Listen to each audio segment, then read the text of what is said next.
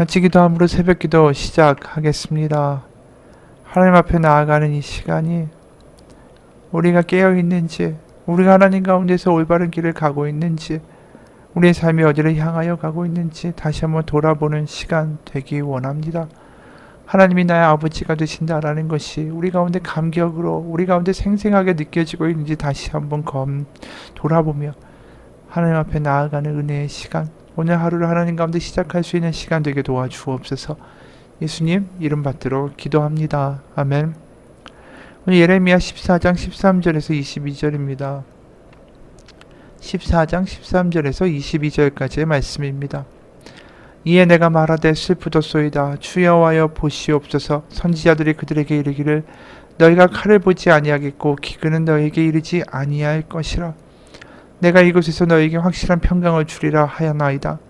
여호와께서 내게 이르시되 선지자들이 내 이름으로 거짓 예언을 하도다. 나는 그들을 보내지 아니하였고 그들에게 명령하거나 이르지 아니하였거늘 그들이 거짓 계시와 점술과 헛된 것과 자기 마음의 거짓으로 너에게 예언하는도다. 그러므로 내가 보내지 아니하였어도 내 이름으로 예언하여 이르기를 칼과 기근이 이 땅에 이르지 아니하리라 하는 선지자들에 대하여 여호와께서 이와 같이 말씀하셨노라. 그 선지자들은 칼과 기근에 멸망할 것이요 그들의 예언을 받은 백성은 기근과 칼로 말미암아 예루살렘 거리에 던짐을 당할 것인즉 그들을 장사할 자가 없을 것이요 그들의 아내와 아들과 딸이 그렇게 되리니 이는 내가 그들의 악을 그 위에 부음이니라. 너는 이 말로 그들에게 이르라. 내 눈이 밤낮으로 그치지 아니하고 눈물을 흘리리니 이는 처녀딸 내 백성이 큰 파멸 중한 상처로 말미암아 망함이라. 내가 들에 나간즉 칼에 죽은 자요 내가 성읍에 들어간즉 기근으로 병든 자며 선지자나 제사장이나 알지 못하는 땅으로 두루 다니도다. 주께서 유다를 온전히 버리시나이까? 주의 심령이 시온을 싫어하시나이까? 어찌하여 우리를 치시고 치료하지 아니하시나이까?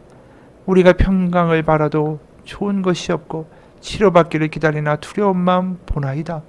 여호와여 우리의 악과 우리 조상의 죄악을 인정하나이다. 우리가 주께 범죄하였나이다. 주의 이름을 위하여 우리를 미워하지 마옵소서. 주의 영광의 보좌를 욕되게 마옵소서. 주께서 우리와 세우신 언약을 기억하시고 패하지 마옵소서. 이방인의 우상 가운데 능히 비를 내리게 할 자가 있나이까? 하늘이 능히 소나기를 내릴 수 있으리이까? 우리 하나님 여호와여 그리하는 자는 주가 아니시나이까? 그러므로 우리가 주를 앙망하옵는 것은 주께서 이 모든 것을 만드셨음이니이다 하니라. 어제 12절의 말씀의 끝이 그들이 금식할지라도 내가 그 부르짖음을 듣지 아니하겠고 번제와 소제를 드릴지라도 내가 그것을 받지 아니할 뿐 아니라 칼과 기근과 전염병으로 내가 그들을 멸하리라. 하나님의 끔찍한 파멸의 선고죠. 이 말씀의 예언자가 받아 또 말씀합니다. 이에 내가 말하되 슬프도소이다. 예언자의 마음이 타는 거죠. 이런 상황인데 지금 어떤 일이 벌어지고 있는가 하면 선지자들이 백성들에게 이르기를 너희가 칼을 보지 아니하겠고 기근은 너에게 이르지 아니할 것이라. 내가 이곳에서 너에게 확실한 평강을 주리라 하나이다. 기근 같은 거 없습니다. 멸망 같은 거 없습니다. 예레미야의 말은 다 거짓말입니다. 우리에겐 평강만 있을 것입니다. 그것도 확실한 평강입니다.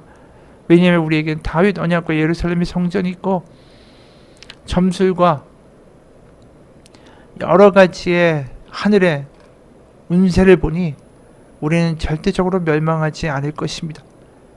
하늘점도 그렇고 계시도 그렇고 우리는 절대로 평안 가운데 있을 겁니다. 이런 식으로 이야기하는 사람들이 많다라는 거예요. 또 그런 말에 현혹되고 그런 말을 들으면서 그곳에다가 돌을 바치고 재물을 바치고 거기 자신의 미래를 거는 사람들이 너무나도 많다라는 거죠.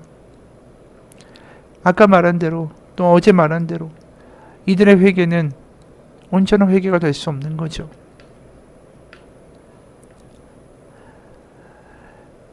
그래서 13절에서 우리가 보면 이들이 너무나도 확실하게 이야기하는 거예요. 확실한 평강을 줄 것이다. 그래서 한마디로 이들이 지금 이 확실한 평강이라는 말에 끌려가는 것을 역으로 생각해 보면 그들 스스로도 백성 스스로도 지금 확실하게 평안해 이러면 이런 예언자들 점치는 사람들 뭐 점술사들 이런 사람들한테 가지 않겠죠. 그리고 확실한 평강을 줄 것이다 뭐 이런 말에 달려가서 거기다가 복채를 바치고 돈을 내고 그 말에 박수치고 열광하지 않겠죠. 이들도 스스로 아는 거예요. 지금의 남유다의 운명이 풍전등화와 같다. 이 외교적 정세가 너무 불안하다.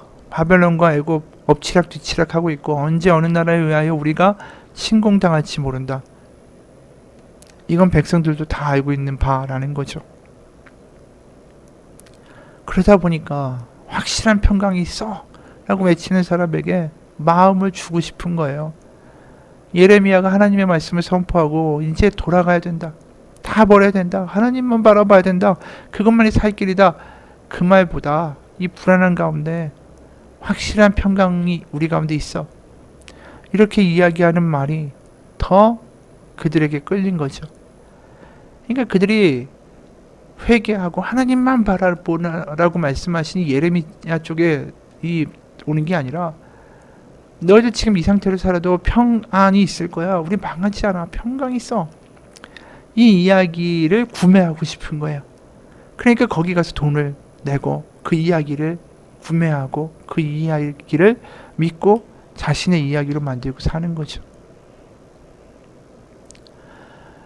그러다 보니까 예레미야 이야기는 그런 이야기하고 정반대 아닙니까? 15절 그 선지자들은 칼과 기근에 멸망할 것이요 그들의 예언을 받은 백성은 기근과 칼로 말미암아 예루살렘 거리에 던짐을 당할 것인즉 그들을 장사할 자가 없을 것이요 그들의 아내와 아들과 딸이 그렇게 되리니 이는 내가 그들의 악을 그 위에 부음이니라.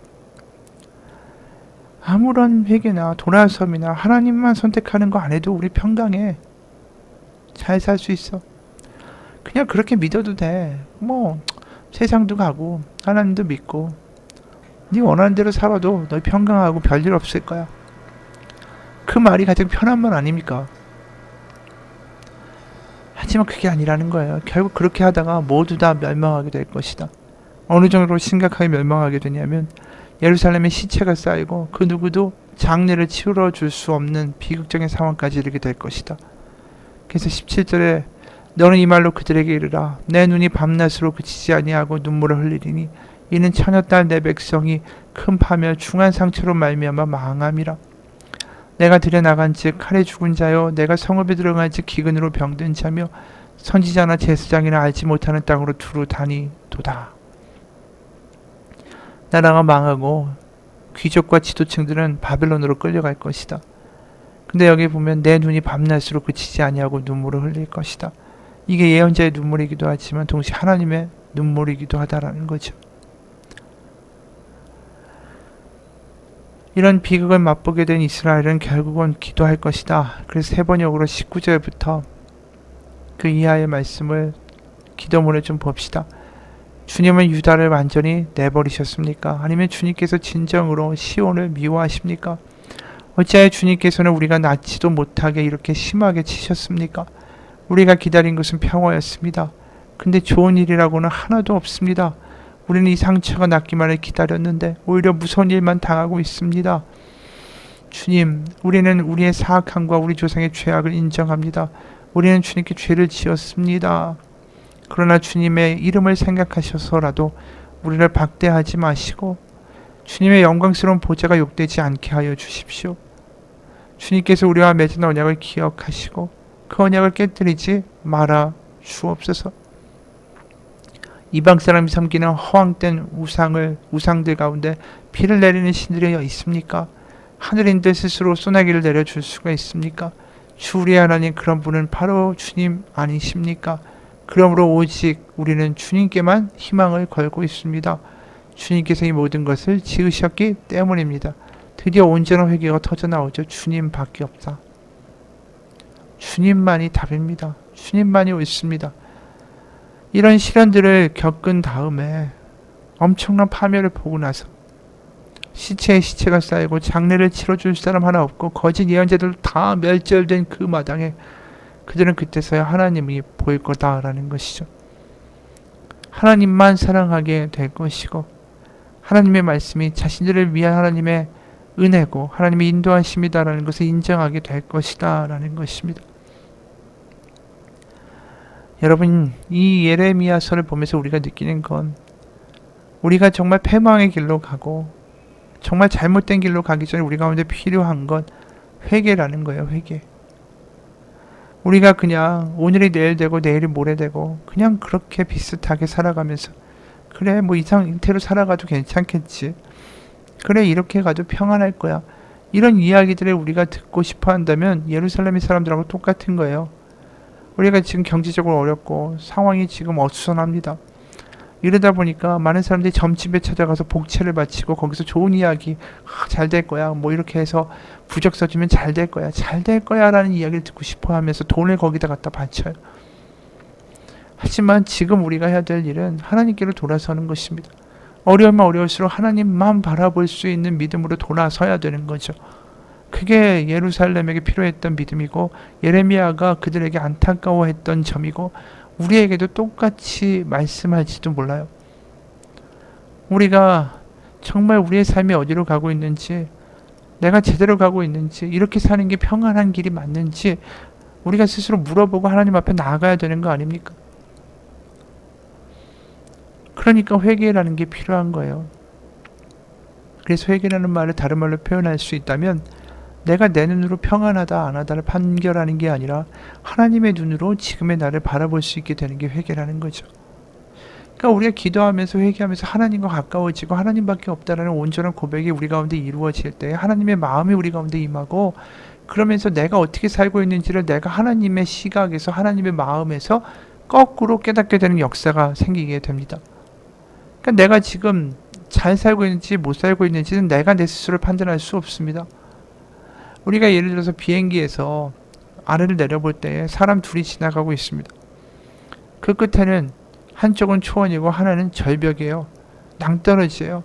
근데 막 달려가고 있습니다. 그냥 그 속도로 가다가는 낭떠러지로 떨어져 죽고 말 거예요. 한 사람은 제대로 초원의 길을 달리고 있고 한 사람은 낭떠러지 향해 달려가고 있는 거죠. 근데 본인들은 잘 달려가고 있다라고만 생각해요. 하지만 하늘에서 본 사람은 다르죠. 저 사람 저렇게 뛰어가다가는 낭떠러지에 떨어져 죽을 텐데. 그러니까 우리에게 새로운 관점, 새로운 나를 제대로 바라볼 수 있는 것은 이 회개뿐이에요. 그래서 십자가가 우리를 비춰주는 거울입니다. 십자가를 보면서 내가 그 안에서 하나님의 사랑, 하나님의 은혜, 그리고 하나님께 돌아가고 하나님께 항복한다라는 고백을 하게 될 때 거기서 죄된 나의 모습이 보이고 내가 무엇을 향하여 지금 달려가고 있는가를 거꾸로 깨닫게 되는 나의 마음이 보인다라는 거죠. 십자가가 내 마음을 비추어주는 거울이에요.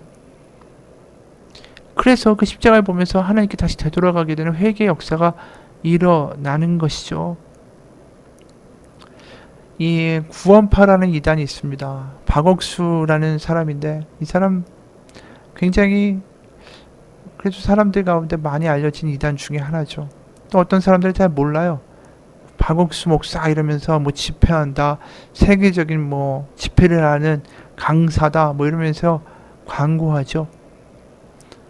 근데 이제 구원파라는 이단이라는 거예요. 근데 이 구원파 이단이 얼핏 들으면 굉장히 하나님의 말씀을 그냥 일반 목사나 교회에서 말하는 것과 비슷하게 선포합니다. 근데 이들이 항상 묻는 첫 번째 질문이 있어요. 선생님, 구원 받으셨습니까? 네, 구원 받았습니다. 그 다음에 질문은 언제 어디서 구원을 받으셨습니까? 라고 물어요. 이에 대해서 나는 몇 년도 몇 월 며칠을 구원 받았습니다. 라고 확신하게 대답하지 못하면 죄송하지만 선생님 구원 받지 못하셨습니다. 라고 말해요. 그 사람들은. 우리가 태어난 생일을 기억하면서 영생을 좌우할 이 거듭난 나를 기억하지 못한다라는 거 말이 안 된다라는 거죠. 근데 왜 그날을 기억하라고 자꾸만 강요하냐면 우리가 한번 회개하고 죄사함을 받았기 때문에 우린 구원받은 게 변하지 않는다. 그렇기 때문에 더 이상 회개가 필요 없다. 이게 구원파의 핵심이에요. 구원파가 이단이다 라고 말하는 것은 여기에 있는 겁니다. 회개의 필요성을 이야기하는 거예요. 우리는 회개가 늘 필요한 사람이죠. 그냥 구원파의 말대로 우린 구원받았으니까 평안하다. 절대적으로 우리는 평안하다. 내가 무슨 짓을 하더라도 평안하다.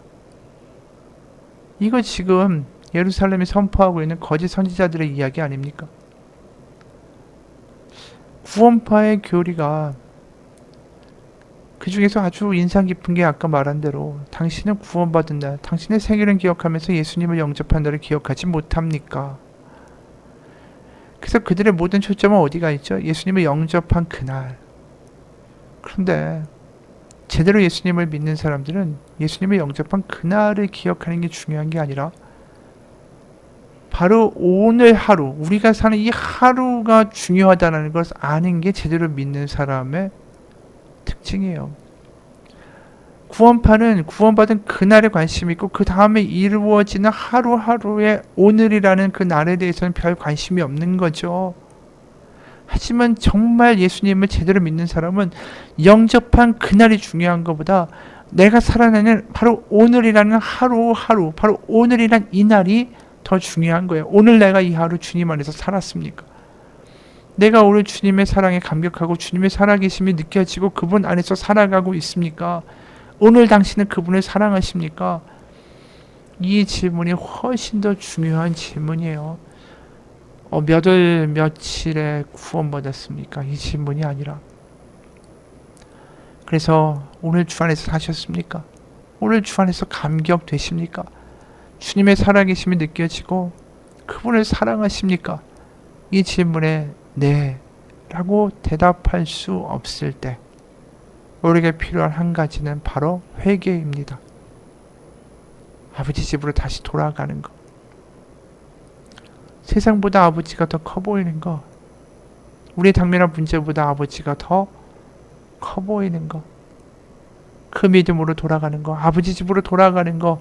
그게 오늘을 잘 살게 되는 길이고 그것이 회개해야 되는 이유라는 것이죠. 이스라엘 백성이 남유다가 매일 그렇게 살았다면 그들은 절대로 패망하지 않았을 거예요. 바로 이 질문들, 주님 안에서 살고 계십니까? 사랑에 감격하십니까? 주님의 살아계심이 느껴지십니까? 주님이 아버지 되신다라는 게 감격입니까? 이 대답에 대하여 오늘도 우리가 네라고 대답할 수 있기 원합니다. 바로 과거에 그랬다, 미래에 그럴 것이다가 아니라 바로 오늘 지금 그 질문 안에 대답할 수 있기를 바라고, 그렇지 못하면 하나님 앞에 회개하며 다시 아버지 집으로 돌아가서 아버지 집에서 아버지를 만나며 누리며 그 감격을 회복하고 살아가시는 오늘 하루가 되시길 주님의 이름으로 축원합니다. 하나님 아버지, 믿음은 내 문제가 있을 때만 쓰는 게 아닙니다. 믿음은 주일 예배에만 쓰는 게 아닙니다. 믿음은 바로 오늘 쓰는 것입니다. 하나님의 집에 거하고 하나님과 더불어 살고 하나님으로 말미암아 지금의 상황들을 다르게 바라볼 수 있는 힘과 능력을 얻는 것, 오늘을 제대로 사는 길입니다. 하나님 앞에 나아갑니다. 하나님이 내 아버지가 되신다라는 것에 감격하고 하나님이 살아계시다라는 것에 감격하고 하나님이 나를 기억하신다는 것에 감격하는 믿음으로 회복되게 하여 주옵소서. 예수님 이름 받들어 기도합니다. 아멘. 하늘에 계신 우리 아버지, 아버지의 이름을 거룩하게 하시며 아버지의 나라가 오게 하시며 아버지의 뜻이 하늘에서와 같이 땅에서도 이루어지게 하소서. 오늘 우리에게 일용할 양식을 주시고 우리가 우리에게 잘못한 사람을 용서하여 준 것 같이 우리 죄를 용서하여 주시고 우리 시험에 빠지지 않게 하시고 악에서 구하소서. 나라와 권능과 영광이 영원히 아버지의 것입니다. 아멘.